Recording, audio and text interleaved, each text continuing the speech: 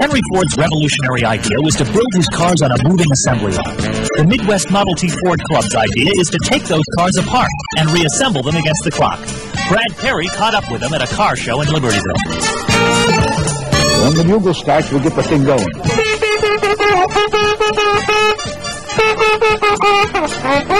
On your mark, get set, go! There's about 100 chapters in the Model T Ford Club International.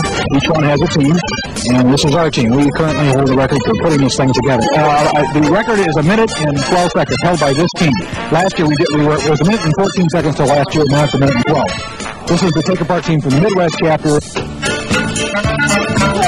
They got to get it on. They got to get right on top of the bolt. There, they got it. That was a perfect shot.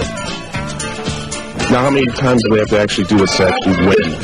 We do this, it shows the one, we do it like 3 times a day, but this is commemorative of the assembly line in 1924 when they built 10,000 chassis like this per day.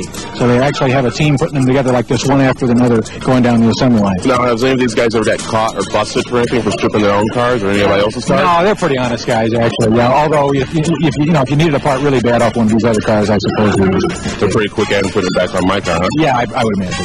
About as quick as that. You get a 30-second, 30-foot guarantee.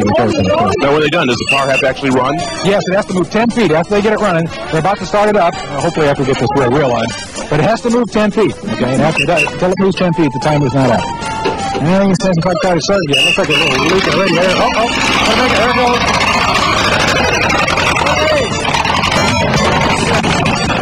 All right, we caught that in 1 minute and 20. 1 minute and 20. Okay, 1 minute and 20 seconds.